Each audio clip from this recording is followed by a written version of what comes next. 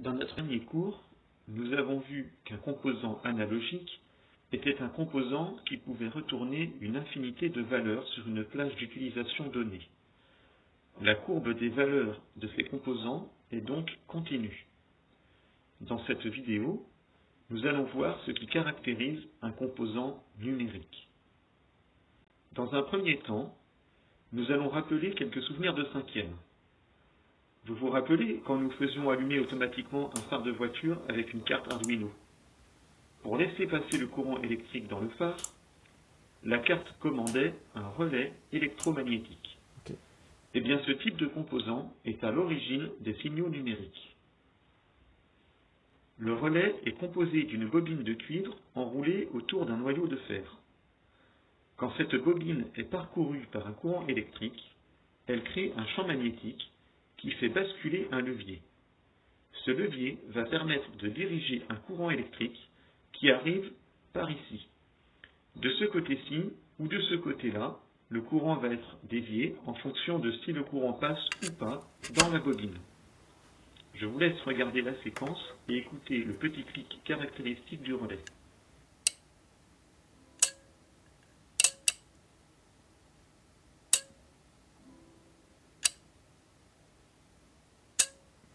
Le relais peut donc être dans deux états. Soit le courant sort à droite, soit le courant sort à gauche. Il n'y a pas de valeur intermédiaire. Ce n'est pas un système analogique.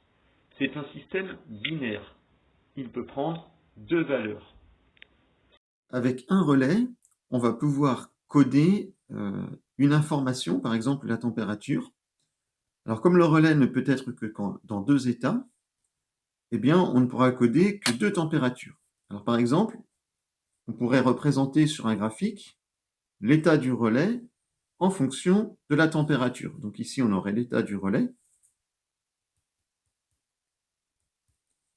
Alors il serait par exemple ici, il serait allumé. Et ici, il serait éteint. Et puis, on aurait la température.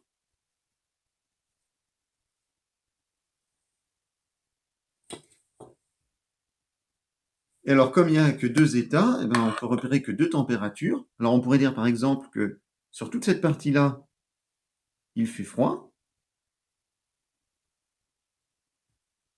Et sur toute cette partie-là, il fait chaud. Et donc, cette limite-là, c'est ce qu'on appellerait le seuil. Le seuil auquel on passe du froid au chaud. Alors après, eh ben, c'est à l'informaticien de décider le sens de l'état du relais. Soit quand il fait froid, il est éteint, soit quand il fait froid, il est allumé. Alors nous, on va se dire par exemple que quand il est éteint, ça veut dire qu'il fait froid.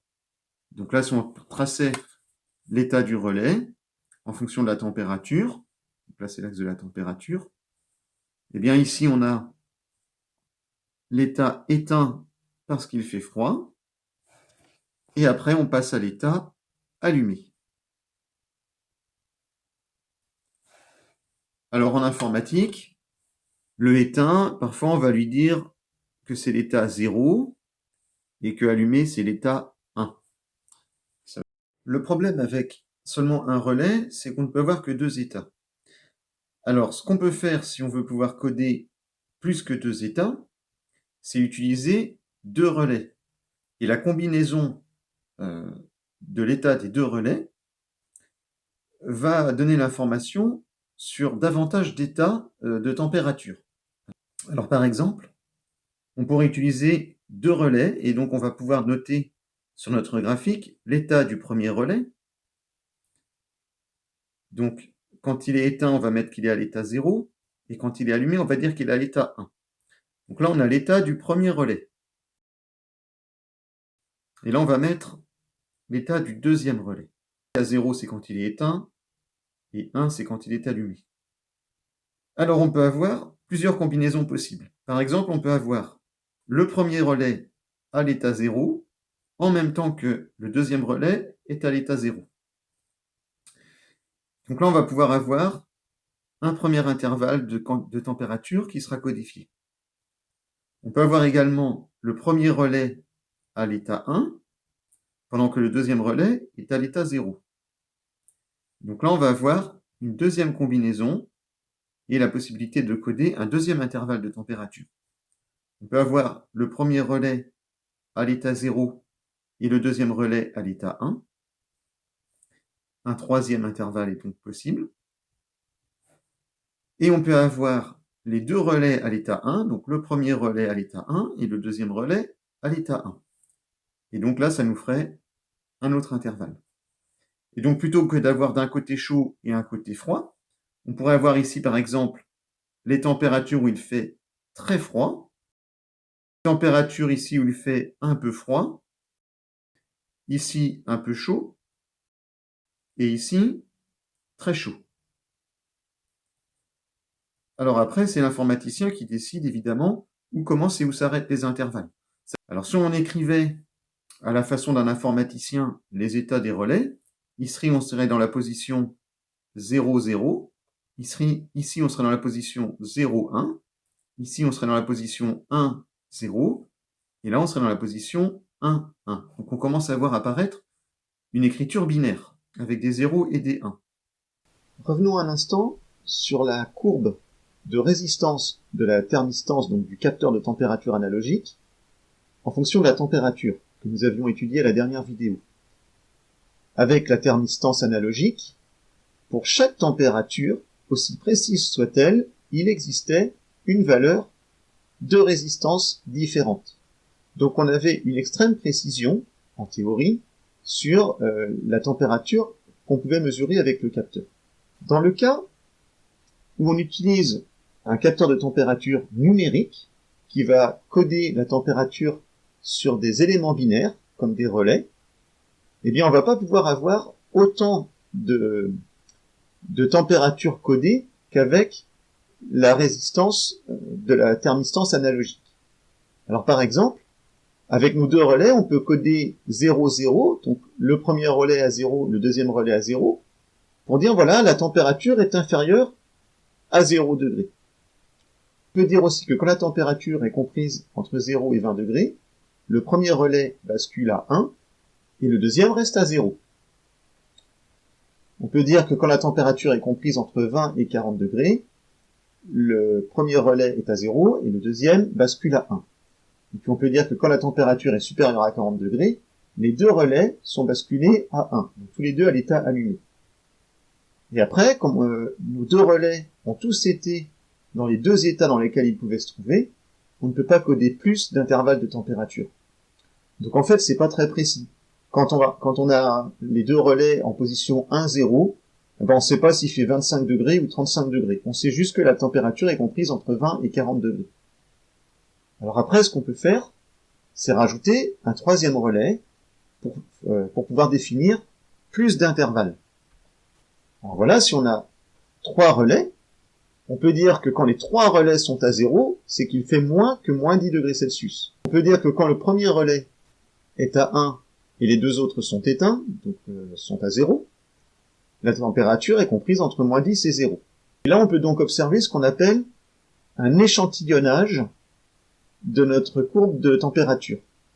Et si on fait un capteur de température numérique, qui sera codé avec 3 éléments binaires, en anglais on dit 3 bits, eh bien on sait que la température est comprise entre moins 10 et moins 20, ou entre 0 et moins 10 degrés, ou entre 0 et 10 degrés. Et donc on comprend vite que plus on va coder avec un nombre important d'éléments binaires, et plus l'échantillonnage de notre courbe de température va être précis. Alors là, on arrive vraiment dans les composants numériques. Alors je me suis rendu sur Internet et j'ai téléchargé la fiche technique d'un capteur de température numérique. Et donc là, je vois que le TCN75A peut mesurer des températures allant de moins 40 degrés Celsius à 125 degrés Celsius, et que c'est un capteur qui est converti en mot numérique de 9 à 12 bits. Alors avec 12 bits, on devrait pouvoir coder 4096 intervalles. Imaginons par exemple que l'on code sur une plage d'utilisation qui irait de 0 à 40 degrés Celsius. Ça nous ferait une précision à peu près au centième de degré.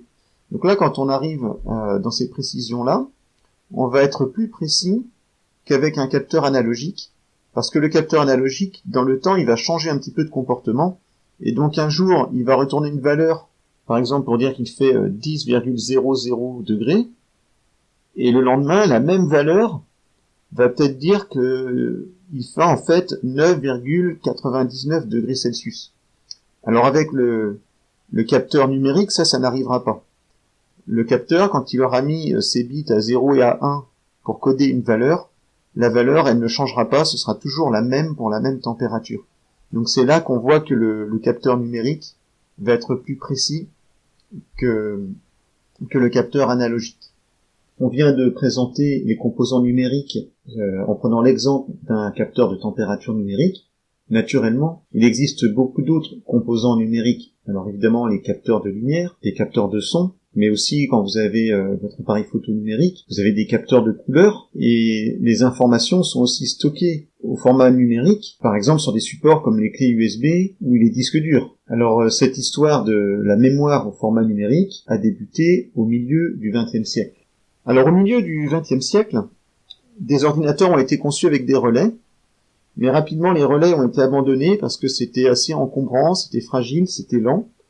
En plus, il y avait des petites bêtes qui se mettaient entre le levier et les contacteurs, c'est ce qu'on appelait les bugs, donc ça faisait des mauvaises valeurs, parce que s'il y avait une bête, une petite araignée qui se mettait dans le relais, le courant pouvait passer alors que normalement il n'aurait pas dû, et donc les valeurs qui étaient transmises n'étaient pas les bonnes. Alors là, à l'époque, l'informaticien disait à la femme de ménage, écoute, il faut que tu ailles faire le ménage parce qu'il y a une araignée qui a dû se coincer dans un relais, et donc les ordinateurs étaient très très gros, on rentrait dedans et on enlevait les toiles d'araignée pour que le programme fonctionne bien. C'est ce qui a donné le mot bug aujourd'hui en informatique. Le bug, c'est le cafard. Et un autre composant à remplacer les relais, c'est le transistor, et le transistor est devenu de plus en plus petit. Alors tous les ans, la taille pouvait être divisée par 2 pour le même prix. Et donc aujourd'hui, dans le matériel numérique que vous avez des mémoires qui fonctionnent avec des transistors. On ne stocke pas uniquement les informations avec des transistors, mais on a toujours des éléments binaires dans la mémoire. Alors si par exemple, vous avez une mémoire de 1 gigaoctet, un octet, c'est un groupe de 8 bits. Donc si vous avez 1 gigaoctet, c'est que vous avez 1 milliard d'octets, donc il faut mettre dans ce matériel 8 milliards de bits pour stocker des informations en mémoire.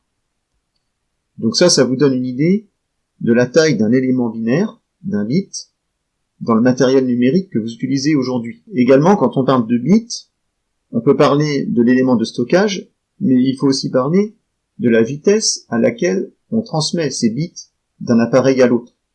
Par exemple, quand vous avez une connexion Internet, si vous mesurez le débit descendant de votre connexion, vous pouvez avoir 9,6 mégabits par seconde de vitesse de transmission. C'est le nombre de bits que vous pouvez envoyer en une seconde. Donc 9,6 mégabits, ça veut dire que vous envoyez 9,6 millions de 0 ou de 1 chaque seconde. Alors en fonction de la technologie de transmission, on peut atteindre des vitesses beaucoup plus élevées. Par exemple, avec la fibre optique, on pourra transmettre beaucoup plus de signaux lumineux en une seconde qu'on ne peut transmettre actuellement de signaux électriques avec nos vieux modems. Donc ça, c'est intéressant quand on veut choisir du matériel en technologie, de savoir à quelle vitesse il transmet l'information et quelle est la quantité de bits qu'il peut stocker. Également, aujourd'hui, notre matériel numérique peut transmettre plusieurs bits en même temps. Donc, les vieux systèmes, par exemple, ils transmettaient 8 bits à la fois, donc un octet par un octet. Et aujourd'hui, si vous avez un ordinateur qui a une architecture en 64 bits, ça veut dire qu'à chaque fois qu'il transmet une information, il transmet 64 bits à la fois. Donc, plus il y a de bits de transmis en même temps, et plus l'ordinateur va être rapide. On pourra parler avec les geeks de l'architecture de l'ordinateur et de la mémoire pour voir comment se transmettent ces bits. Mais pour l'instant, pour un niveau de 4e, je pense que vous en savez assez. Je vais vous préparer un petit QCM dans Pronote pour voir si vous avez tout bien compris.